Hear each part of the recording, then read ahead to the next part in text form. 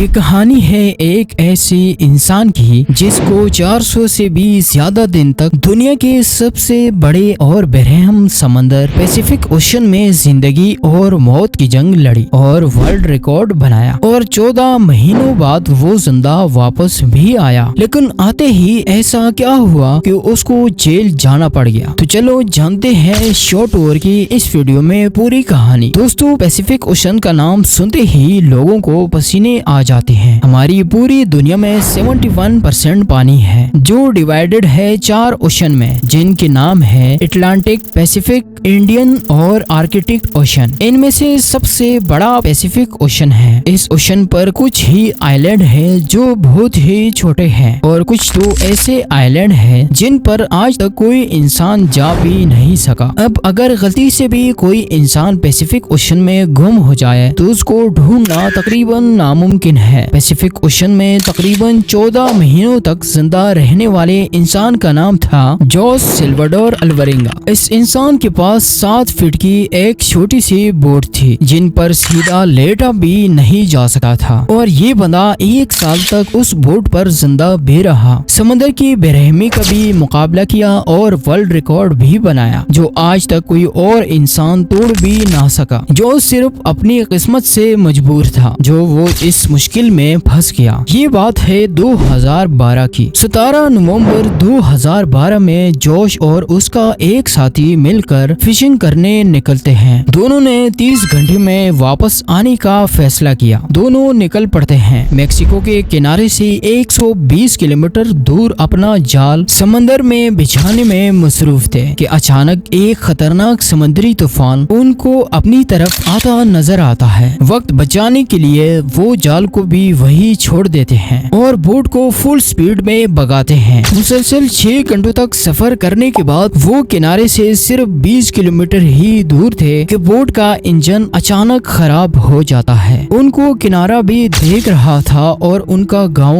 भी। तूफान काफी पीछे रह गया था। उनके पास एक रेडियो था जिसके जरिए वो अपनी लोकेशन अपनी बॉस को भेजते हैं और जवाब का इंतजार करने लगे। किस्मत इतनी खराब निकली कि रेडियो की बैटरी भी डेड हो गई। एक तरफ वो किनारे को देख रहे थे और दूसरी तरफ अपनी तरफ आते तूफान को जो इतनी शिद्दत से आ रहा था मानो कि इनको जिंदा ही निकल जाएगा। तूफान के साथ हवाओं की शिद्दत इतनी तेज थी कि उनकी बोट किनारे से दूर होने लगी। कुछ ही देर में किनारा भी मंजर से हट गया और तेज लहरें उनको दूसरी तरफ खींचने लगी। उनकी बॉस तक जब वो मैसेज पहुंचा तो बहुत देर हो चुकी थी। बॉस ने एक सर्च पार्टी भेजी उनको ढूंढने के लिए, लेकिन हर गुजरते लम्हे जोश की बोट किनारे से दूर होती गई। तूफान की वजह से ये लोग ना तो कुछ देख पा रहे थे और ना ही कुछ समझ पा रहे थे कि अब वो किस जगह पर है और किनारा किस तरफ है। हैरानी की बात ये है कि सिर्फ 5 ही दिनों में उनकी बोट किनारे से 450 किलोमीटर दूर पहुंची थी। छोटी बोट होने की वजह से उनको ढूंढ पाना और भी मुश्किल हो रहा था। उनके पास ना तो कोई फ्लेयर गन थी और ना ही कोई ऐसी चीज थी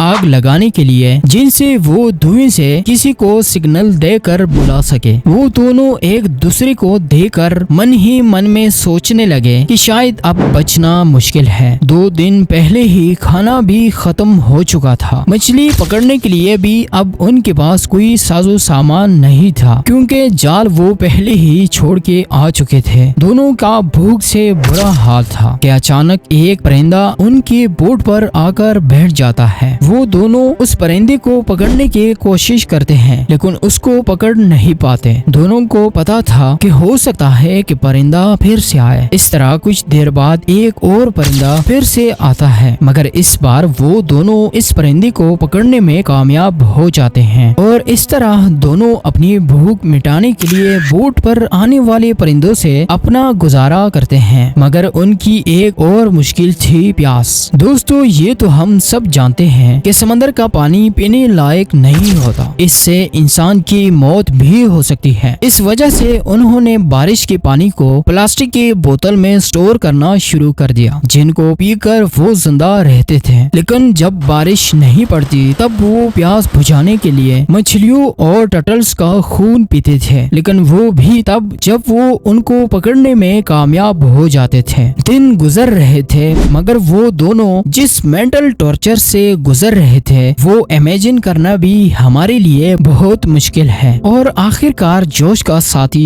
ये टॉर्चर बर्दाश्त ना कर सका और 4 महीनों के बाद उसने सुसाइड कर लिया। और अब बोट पर सिर्फ जोश ही था और उसके चारों तरफ पानी ही पानी था, जिसको देखकर उसको जिंदगी की कोई उम्मीद नजर नहीं आ रही थी। मैप में देखा जाए तो जो पैसिफिक ओशन के इस हिस्से में मौजूद था, जिसको दुनिया का खामोश तरीन हिस्सा माना जाता है क्योंकि यहाँ से सिर्फ कार्गो शिप्स ही गुजरती है। मेक्सिको के किनारे को छोड़े 6 महीनों से भी ज्यादा का अरसा हो चुका था और इस दौरान जोश ने अपने साथी को भी खो दिया था, जिसकी वजह से वो काफी ज्यादा फ्रस्ट्रेट हो चुका था। एक दिन जोश को दूर समंदर में एक कार्गो शिप नजर आती है। पिछले 6 महीनों में ये पहली शिप नजर आई थी। ये मंजर देखते ही उसमें जिंदा रहने की उम्मीद फिर से वापस आ गई। जोश ने कार्गो शिप की तरफ हर मुमकिन इशारा करने की कोशिश की, लेकिन बदकिस्मती से शिप इतनी दूर थी कि जोश को वो ना देख सके और देखते ही देखते वो शिप भी जोश की नजरों से गायब होने लगी और वो ये सोचने लगा कि शायद मेरी किस्मत में मरना ही लिखा है। 11 महीनों के बाद जोश अपनी इस छोटी सी बोट पर 8000 किलोमीटर ट्रेवल कर चुका था। आखिरकार वो घड़ी आ गई जब किस्मत जोश पर मेहरबान हुई। फाइनली 438 दिन बाद 30 जनवरी 2014 को उसे दूर एक आइलैंड नजर आया। उस आइलैंड पर पहुंचने के लिए उसे करीब 6 घंटे लगे और आखिरकार महीनों गुजरने के बाद वो एक ठोस जमीन पर पहुंच गया। दरअसल इस आइलैंड को इबोन एटोनी कहा जाता है, जो दुनिया का सबसे छोटा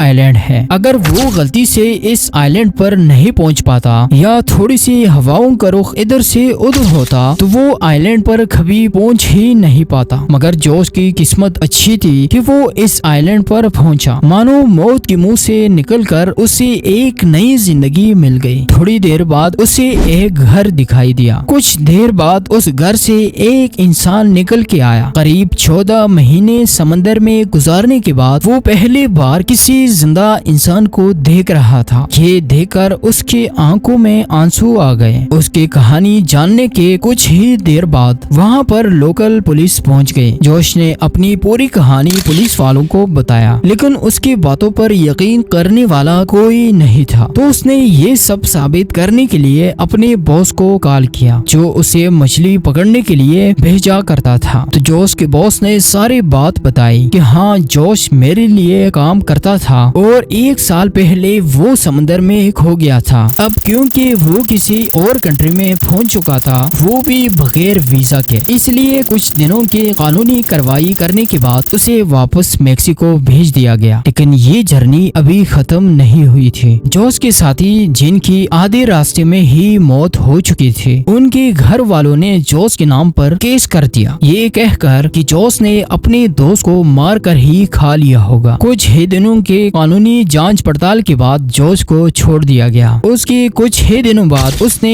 एक बुक 438 डेज पब्लिश किया, जिसमें उन्होंने अपनी पूरी कहानी को लिखा था। तो दोस्तों, ये थी आज की वीडियो। अगर वीडियो पसंद आई हो तो वीडियो को लाइक करके चैनल को सब्सक्राइब करना ना भूलिएगा। तो मिलते हैं एक नई वीडियो के साथ, तब तक अल्लाह हाफिज।